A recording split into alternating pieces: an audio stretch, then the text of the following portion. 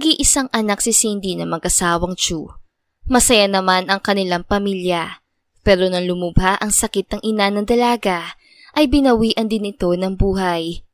Hindi lang ang ama niya ang nadepress at nalungkot, kundi maski siya din. Ang mami lang kasi niya ang kasundo niya dahil hindi niya madalas nakakausap ang kanyang ama. At kung nakakausap man ay palagi pa silang nagtatalo, dahilan para maging ilag si Cindy dito. Saktong 2 taon ang nakalipas ay nagulat na lamang ang dalaga nang ipakilala ng ama ang bagong nobya nito, bagay na hindi niya nagustuhan. Kaya nang dumating ito sa bahay nila para doon mag-dinner ay hindi siya sumabay sa mga ito. Cindy, what do you think you're doing, huh? Hindi kita pinalaking bastos! Gigil na saad ng kanyang ama na sundan siya nito sa kanyang kwarto. Exactly, Dad. Hindi niyo ako pinalaki ni Mom ng bastos. That's why I'm avoiding that girl at baka ano pang masabi ko sa kanya. At ano sa tingin mo yung ginagawa mo? Ha? Hindi ba't pambabastos yan? Dad, I just don't like her. At hindi ako plastic na tao na pipiliting kong ngumiti in front of her. Besides, nasabi ko na sa'yo na hindi ko siya gusto. Kailangan niyo ba talagang magkaroon ng another woman para lang makumpleto ang buhay mo? Hindi pa ba sapat si Mom? Your mom's gone. It's been 2 years, Cindy. Yes, Dad. 2 years pa lang pero atat na atat ka ng palitan siya. Tell me, do you really love her? Kasi kung oo, di ka naman nagmamadaling palitan siya eh. I have to do this para sa'yo. For me? What's with me, Dad? Hindi na ako bata para mangarap ng complete family. Aanhin ko naman din ang kumpleto pamilya kung hindi naman si Mom yun. Look, enough with that nonsense, Cindy. Tara na sa baba at kausapin mo si Flor. No, Dad. Ganyan ka na ba talaga ka-stubborn, ha? Please, anak. Makibagay ka naman. Kahit wag ka na magsalita. Just join us for dinner. Ilang sandali pa nag-isip ang dalaga hanggang sa tumayo na rin siya at sumabay sa ama pababa sa kusina. Naalibad pa lang siya kay Flor. Hindi niya maintindihan kung bakit ganoon na lamang ang pagkadisgusto niya sa babae kahit wala naman itong ginagawa sa kanya. Marahil ay hindi lang niya tanggap na ipinagpalit na ng kanyang ama ang namayapang ina. Sa kalagitnaan ng kanilang pagkain ay nakikinig lang siya sa usapan ng dalawa hanggang sa mabaling na rin sa kanya ang atensyon ni Flor. Cindy, iha, ano kaya ang magandang motive para sa kasal namin ng dad mo? Of course, you're his daughter at babae ka, kaya I'm sure maganda ang taste mo sa mga ganyan. Sa sinabing yun ni Flor ay doon na natigil si Cindy sa pagsubo ng pagkain at nakakunuot noong napatingin sa kanyang ama na sinundan kay Flor. What? Ikakasal kayo? Yes, iha. Hindi pa ba nasasabi ng dad mo? Napatingin ang dalaga sa ama na nooy niluwagan pa ang kwelyo na mukhang hinahanda ang sarili para magsalita. Really, Dad? Akala ko ba hanggang girlfriend lang to? Bakit seryosohan na yata agad? Ano yun? After kang sagutin ni Flor, nagpropose ka agad? Cindy, listen to me. No! Palagi na lang ikaw ang pinakikinggan ko. Napata sarili kong boses, di ko na marinig dahil sa mga utos mo and all.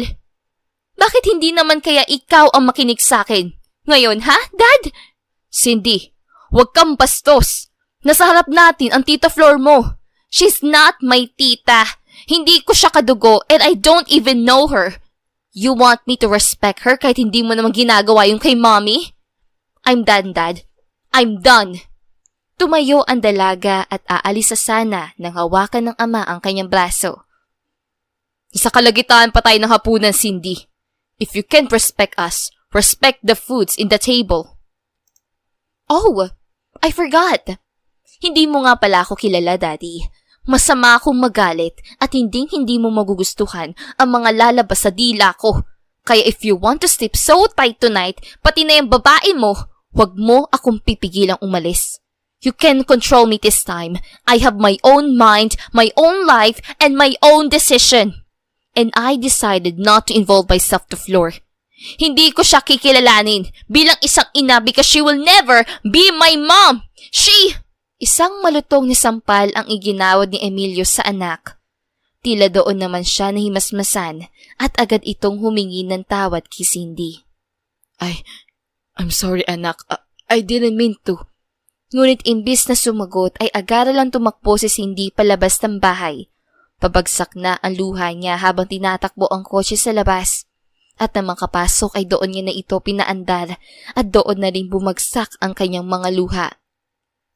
Iyon ang unang beses na pinagbuhatan siya ng kamay ng kanyang ama, kaya di lang mukha niya ang masakit, kundi pati na rin ang kanyang loob. Tinawagan niya ang best friend niyang si Kay, pero ring lamang ng ring ang cellphone nito at di sinasagot ang linya. Come on Kay, pick up! Wika niya habang patuloy pa rin kinokontak ang kaibigan. Pero hindi pa rin ito sinasagot ang linya, kaya doon na siya napasigaw at pinaghahampas ang madibela. Kaya sa huli, namalaya na lamang niyang nasa isang bar na siya, kaya doon niya inayos ang sarili bago pumasok. Pagpasok ay may mga kalalakihan na doon. Noong una, balak lang naman talaga niyang mag-inom at magpakalunod sa alak. Pero nang may makita siyang gwapong lalaki na kakapasok lamang, ay doon na siya nakaisip ng pilyang paraan para maibsan ang lungkot at sakit na nadarama. Gawa na rin ng impluwensya ng alak ay nilapitan niya ito at doon na nagsimula ang panunukso niya dito. Habang ang binatang si Glenn naman, ganoon na lamang ang pagpipigil ng lapitan siya ng isang magandang dilag na sa tingin niya'y napagharian na ng alak. Hey miss, I'm here to chill. Saad pa niya dito. And so am I. Pwede naman tayong mag-chill together, di ba? Pilit pa rin panunukso ni Cindy dito. Noong una, napipigilan pa ni Glenn ang ginagawa ng dalaga, pero kalaunan, hindi niya na rin ito napigilan pa at agad pinakandong si Cindy sa kanya at pinaulanan ng halik. Ilang sandali lang ay dinala niya na ito palabas at isinakay sa kotse, tsaka sila nagpunta sa isang hotel para doon isagawa ang mga maiinit na tagpo. Pareha silang pagod at hingal na hingal nang matapos ang kaganapang iyon. Parehas naman silang nahiga at nakatingin sa kisame na silid, tsaka binasag ni Glenn ang katahimikan. I never thought na virgin ka pa pala. Hindi ba halata sa itsura ko that I'm pure? Pero ngayon, hindi na. Hindi naman siguro ikaw ang klase ng tao na makakalimutan ang nangyari sa atin ngayon, di ba? I'm sure you're aware of what happened tonight. Oo naman, no? Lasing lang ako, pero pati mga nunal mo sa balls, tandang-tanda ko pa ang mga pwesto. And oh, before I forgot, don't take this seriously. Katawaan lang to. Pampalipas oras. Really? Tawa ni Glenn dito. Bakit ka naman natatawa, ha? Wala lang. I can't imagine you're saying that. First time mo pa to, pero kung makapagsalita ka, parang ilang beses mo na tong ginawa, ah. Hindi ako katulad yung mga lalaki na halos lahat ng babaeng magbibigay ng motibo, titirahin nyo kaagad. Oops, hindi ako ganun, ah. Huwag mo ko idadamay.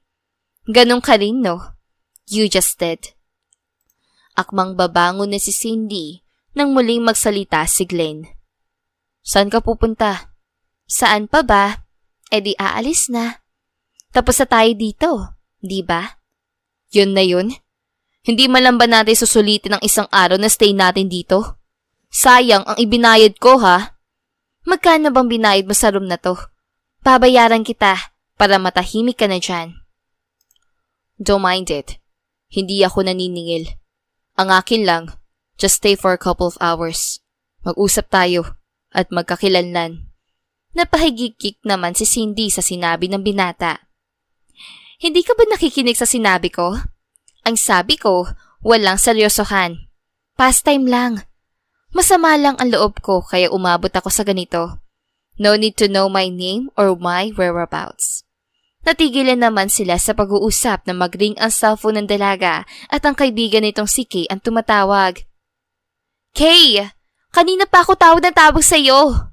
Yes. Sige, nasaan ka ba? Okay, fine. Sige. Sabay patay sa linya. Sino yun? Kaibigan mo? And so? Sige na, aalis na ako. And thank you for tonight. I had fun. In fairness, magaling ka. At nasatisfy ako sa ginawa mo. Kindat pa ng dalaga dito at dali-dali na nagbihis para makaalis. Nang matapos naman ay umalis na rin siya sa hotel at nagpunta sa kondo ng kaibigan. Akala ko wala ka dito sa kondo mo. Eh kung alam ko lang na nandito ka, eh di sana dito na ako dumiretso. Maktol ni Cindy dito. Sorry naman, napasarap ang tulog ko eh. Napagod kasi ako sa biyahe. Pero wait, what happened ba? Is everything alright? Hi, I hope so, okay. Pero hindi eh. This is the worst night ever. Doon na nga ikinuwento ni Cindy ang lahat sa kaibigan, pati na ang pagpunta niya sa bar at ang nangyari sa kanila ng estrangherong binata. Oh my! Pero Cindy, baka naman mahal talaga ni Tito yung girlfriend niya. Baka nagmamahalan naman talaga sila. Eh diba? You know, walang edad-edad sa love. Narinig mo ba ang sinasabi mo, Kay? Of course, walang mali para sa'yo kasi hindi naman ikaw ang anak. Pero para sa akin, masakit yun. Hindi pa ganoong katagal ang 2 taon para kalimutan si Mom. Asus, masyado ka namang overthinker eh. Hindi naman ibig sabihin na magpapakasal si Tito ay kakalimutan niya na si Tita. Si Tita ang first love niya eh. Baka naman ginagawa niya lang yun para hindi siya kainin ng kalungkutan. Just like what you did kanina sa isang stranger guy. Diba? Magkaiba naman yun, Kay eh. Ah, basta. Hindi ako papayag. Ganon kadali ikakasal na sila agad? Oh. So what's your plan now? I'm sure naman if they want to get married, hindi mo mapipigilan yon. I know, pero isa lang ang sigurado ako. Kapag hindi inatras ni Dad ang kasal nila ng floor na yon, aalis ako sa bahay at hindi niya na ako makikita. Kaya mo yun, Besh? Bakit hindi mo muna kasi kilalanin yung floor na yan? Malay mo, magkasundo kayo, di ba? No way! Sabihin mo nga sa akin, saan ka ba talaga kakampi? Sa akin o sa kanila? Sa'yo! Yun naman pala eh. Prove it! Napairap na lamang sa kanyang mata si Cindy sa tuwing maaalala ang pinag-usapan ng kanyang daddy at ang nobya nito kanina patungkol sa kasal. Sa kondo siya ni Kay nagpalipas ng gabi at umuwi kinabukasan sa kanilang bahay. Sakto na sa veranda naman ng kanyang daddy at agad siyang sinalubong ng yakap. Where have you been, sweetie, huh? I'm sorry kung nagawa ko yun sa'yo. Hindi ko lang talaga nakaya mga sinabi mo kagabi. Dad, I need to go to my room. Huwag na po natin yung pag-usapan. Pero Cindy, hindi pwedeng wag natin itong pag-usapan. Join me for breakfast and let's talk. Naiinis man pero pinagbigyan pa rin ng dalaga ang kahilingan ng ama. At habang kumakain sila, doon na nga sinabi ni Emilio ang naging plano nila ni Flor. Flor and I decided ay postpone na muna namin ang kasal. Mas makakabuti kung makilala niyo muna ni Flor ang isa't isa. Anak, naiintindihan ko ang frustration mo tungkol dito, but please believe me, wala akong planong kalimutan at palitan ng mami mo. I love her with all my heart. It's just what, Dad? I need her para wag ako malungkot. Noong nahihirapan ako after mailibing ng mami mo, si Flor ang nandoon. Siya ang nagpapagaan ng loob ko. So ano ba talagang purpose ng pagiging girlfriend niya sa'yo, Dad? Panakip butas? Diretsa ang saad ng dalaga. Hindi naman ganoon, anak. Pero please, kilalanin mo muna si Flor. Mabait siyang tao and I'm sure you will love her kapag nakilala mo na siya. Give her a chance at kapag ayaw mo talaga sa kanya, well, sige. Hindi ko na ipagpapatuloy pa to. Maski siya yun. Siya lang naman ang hiling niya eh. Nakilalanin mo muna siya. Really, Dad? Kapag hindi ko siya nagustuhan, ititigil mo na to? Yes, sweetie. Pero mangako ka muna sa akin, nakikilalanin mo muna siya.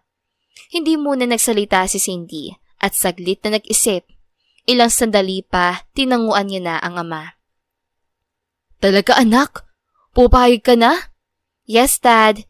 Pero promise me also na ititigil mo na to kapag hindi ko talaga siya nagustuhan. Yes, pangako. Niyakap ni Emilio ang kanyang unika iha habang si Cindy ay hindi pa rin nagbabago ang reaksyon sa mukha nito. Sa likod kasi ng pag-oo at pagpayag niya sa kagustuhan ng ama na makilala niya si Flor, ay ang plano niyang pasakayin lamang ito at kapag tinanong siya muli ni Emilio, ay sasabihin niyang hindi niya gusto ang ginang. Ganoon lang kasimple ang gagawin niya. Nagdaan pa ang ilang araw at napapadalas na nga pagpunta ni Flor sa kanilang bahay. Lahat ay ginagawa ng babae para lamang mapalapit kay Cindy. Pati ang mga hilig ng dalaga at ang mga paborito nitong pagkain ay niluluto nito para sa kanya. Manang? Ano yun? Ang bango Pagtigil ni Cindy sa sasabihin na makitang hindi ang kasambahay nila ang naroon, kundi ang nobya ng kanyang ama na si Flor. Oh, hi Cindy! Mabango ba? Sabi kasi ng dad mo, paborito mo to eh. Kaya niluto ko para sa'yo. Come here! Tikman mo to, para alam ko kung kulang ba sa alat o sobra. Later na lang po siguro. Just continue what you are doing. Please, Iha. Para naman alam ko kung pasado ba sa'yo o hindi. Wala nang ang nagawa pa si Cindy, kundi ang lumapit at tikman ang niluluto nito. Bigla naman siyang napatigil ng malasahan yun. Napakasarap. Ano, Iha? How was it? Okay lang po. Sige po, babalik na po muna ako sa room ko at sa muli ay hindi natuloy ni Cindy ang sasabihin nang biglang bumaliktad ang sikmura niya, kaya dali-dali siya pumunta sa banyo at doon nagsusuka. Sumunod naman doon si Flor para alamin kung ano ang nangyayari sa dalaga. Cindy, are you okay? Yes po, don't mind me, I'm okay. Hindi mo ba nagustuhan ang niluto ko? Tell me, masama ba ang lasa? Hindi po. Masama lang po talagang pakiramdam ko. Papasok na po muna ako sa room ko. Saad nito at dali-dali na rin umakyat sa kanyang kwarto. Hindi maintindihan ni Cindy ang sarili. Hindi lang naman yun ang unang beses na nagsuka siya. Bukod pa doon, nahihilo din siya at parang walang ganang gumalaw. Nang sabihin niya naman yun kay Kay, ay isa lang ang naging sagot nito, na baka buntis siya. Bagay na tinawanan lamang niya. Are you kidding me, Kay? That's impossible. No. Anong impossible? Beshi, may nangyari sa inyo na stranger guy na yun, di ba? At sa kanya mo lang isinuko ang lahat. What if buntis ka nga at siya ang ama ng baby? No. Hindi pwede, Kay. I don't even know that guy. Patay tayo dyan, te. Ano sasabihin mo sa dad mo? Natigil naman na pag-uusap nila na marinig ni Cindy ang katok mula sa labas ng kanyang kwarto at ang boses ng kanilang kasambahay. Yes, Manang? Sigaw niya dito. Ma'am, pinapatawag na po kayo ng daddy mo. Nakahanda na daw po ang mga pagkain sa baba at nandito na daw po ang anak ni Ma'am Flor. Anak nino? Oh, jeez. Sige, Manang. I'll be there in a minute. Okay? I'll hang up muna ha. Kailangan ko makijoin sa kanila for dinner kasi nandito ang anak ni Flor. I'll call you later. At pinatay na nito ang linya. Inayos naman muna ni Cindy ang kanya sarili bago bumaba at dumiretso sa kusina. Oh, Dad! Sabi ni Manang nandito na daw po ang anak ni Tita Flor? Oh, yes, Iya.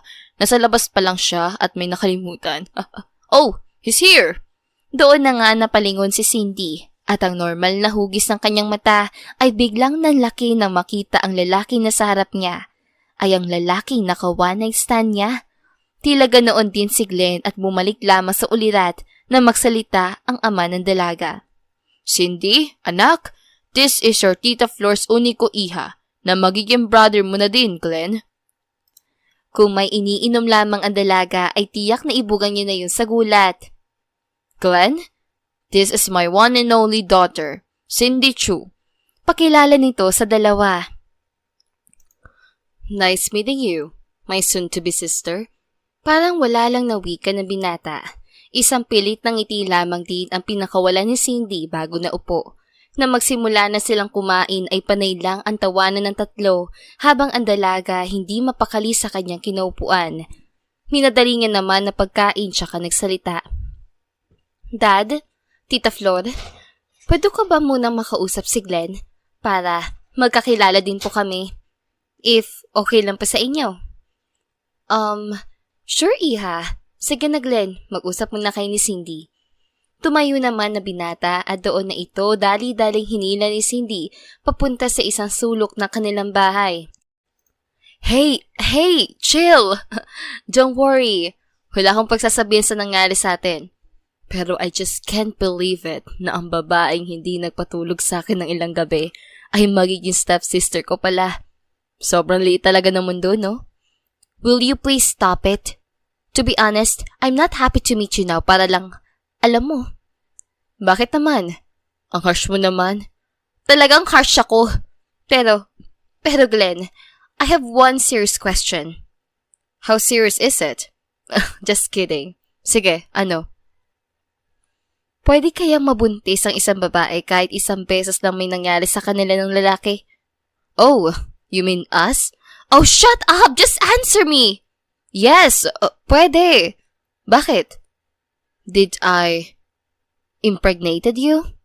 Hindi nakapagsalita si Cindy dahil maski siya, hindi alam kung ano ang isasagot sa katanungan yun ng binata. Hey, buntis ka ba? I don't know, okay? Hindi pa ako nakakapag-PT. Hindi rin ako nakapagpa-check up. Pero if positive man, gosh, I can't believe it. I'm into this. Whatever, Cindy. Basta isa lang ang alam ko. Kapag nag-positive ka, hindi ako papayag na ipalaglag mo ang anak natin. What? At sino namang may sabi sa'yo na ipapalaglag ko ang baby ko? Sinong baby? Tinig ng daddy ni Cindy na nooy nasa likuran na pala nila kasama si Flor. Dad? Sinong baby? Baby mo, Cindy! Pag-ulit pa nito sa sasabihin. Dad, let me explain, okay? Hindi pa naman kumpirmado eh. So, totoo nga narinig ko. Nabuntis ka. Sino nga ma? Nagkatinginan si Cindy at Glenn, kaya doon na tila nakuha ni Flor ang ibig sabihin ng mga titig na yun at agad na sapo ang sariling bibig. Oh my gosh! Don't tell me, son, you're the baby's father! Saad nito kay Glenn. Wala na rin silang nagawa kundi ang formal na makapag-usap na silang apat lamang. Lahat ay kalmado at hindi hinayaang pagharian sila ng galit at inis. Doon na rin nila sinabi kung paano nangyari ang lahat at kung bakit pareha silang humantong sa ganoon. So what's your plan, Glenn? Anong plano mo dito sa anak ko? Paninindigan ko po ang anak niyo, sir. If ever man nabuntis nga po siya. Okay. At mag-uusap na muna kami ni Flor regarding this one. Sige na, Glenn. Iuwi mo na ang mami mo at kakausapin ko rin muna si Cindy. Yun naman ang ginawa nila. Kaya na si Cindy na lamang at si Emilio ang naroon ay akala ng dalaga na papagalitan o sasamparin siya ng ama. Pero niyakap lamang siya nito na sobrang higpit at doon na rin napaiyak. Dad, I'm sorry. I'm really sorry. Iyak na rin ni Cindy dito. No, don't be sorry, anak. Kasalanan ko ang lahat. Masyado ako nagpadala sa pagkakalugmok when your mom left us. Akala ko si Flor ang kailangan ko eh. Little did I know, you're still here. Pero hindi ko lang masyadong napapansin. Sorry na pabayaan kita at hindi kita na pinakinggan. Dad, kasalanan ko rin naman po eh. Aware po ako sa nangyayari. Akala ko din talaga that's the best way to escape loneliness pero mali pala. Hindi ko rin alam na magbubunga yun. Sorry, Dad. Sorry. Napuno ng emosyon ang buong gabing iyon hanggang sa hinayaan na muna nilang palipasin ng ilang pang araw. Nang makumpirma naman na nagdadalang tao nga si Cindy, ay hinayaan na rin ni Emilio na dalaw-dalawin siya ni Glenn. Oh, bakit hindi na naman may pintay ang mukha mo dyan? Pati si baby sa loob nakasimangot rin. Sige ka. Glenn, Huwag ka nga mag-joke ng ganyan. Wala pa ako nakapundong halakak dito eh. Ito naman, masyadong moody. Pero bakit nga? Wala. Naisip ko lang kung paano na si dad at ang mom mo. Hindi naman sila pwedeng magpakasal dahil apo nila parehas ang dinadala ko. Well, I guess nakapag-usap na sila ukol dyan. Let's just wait for their announcement, ha? Huwag mo nang masyadong isipan yan. And oh, you have to go na pala at may meeting pa ako.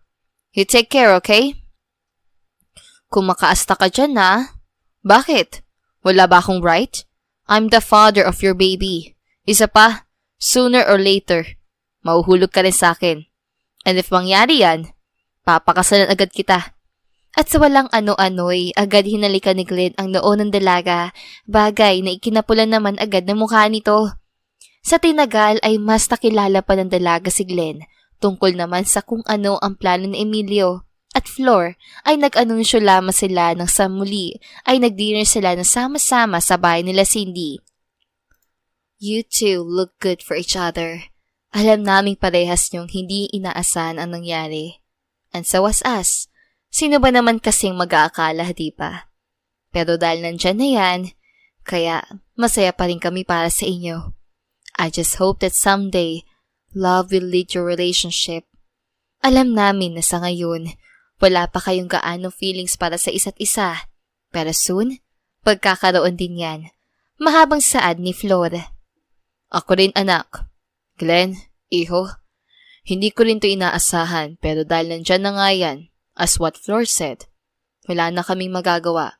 Kaya ngayon, i-aanunsyo namin sa inyo na hindi na namin pagpapatuloy ang relasyon namin ni Flor and we have decided to be just friends para sa inyo at para sa magiging apo namin. Awkward man as it is, pero lalaon din ito.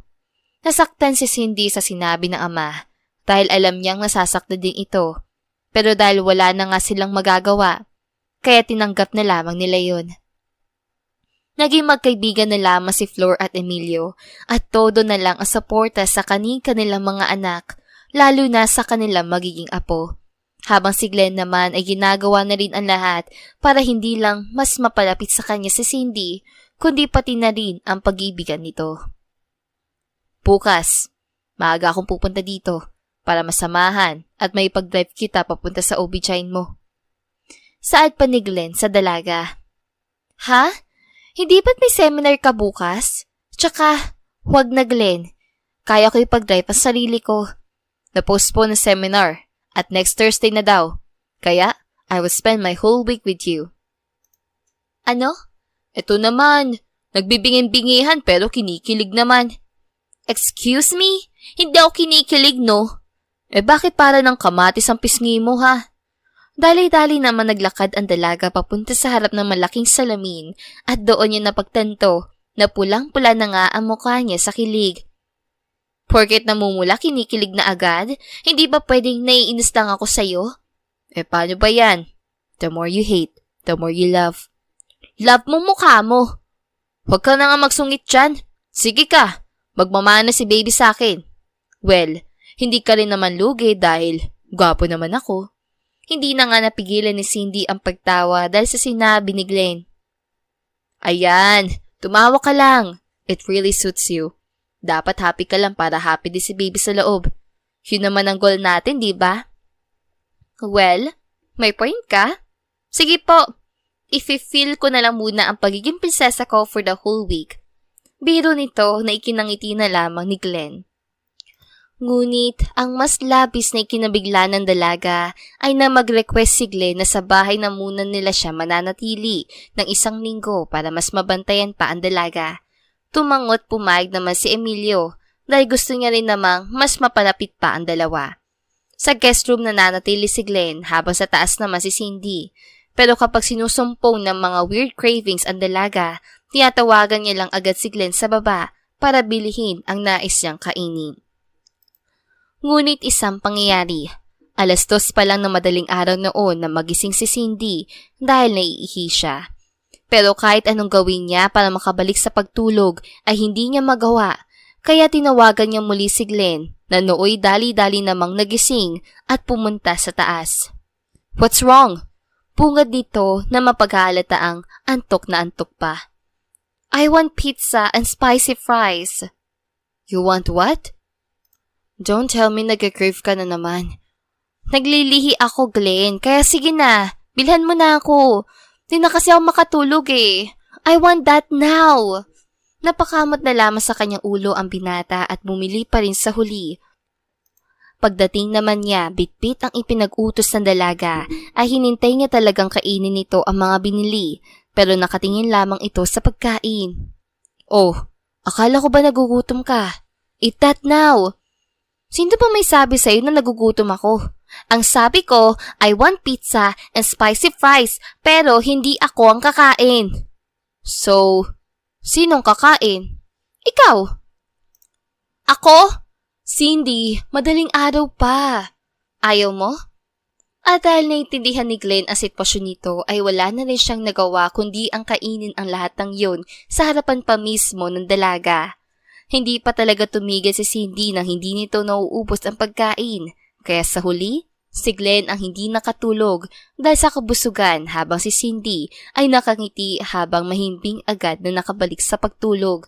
Dahil sa mga efforts na ipinapakita ni Glenn kay Cindy, ay unti-unti na nga nauhulog ang loob niya dito. Sa katunayan ay mas gusto pa nitong ipag-shopping ng kahit anong mga gamit o damit ang kanilang baby kumpara kay Cindy. Ang dami ng binili mo para kay baby ah. Mukhang mapupuno na ang room niya yan. Natatawa niyang wika dito. Syempre, hindi lang to para kay baby no. Mayroon din para kay mommy. Agad nitong kinuha ang 2 paper bags na may lamang bestida na sobrang ganda. Para sa akin to? Yup.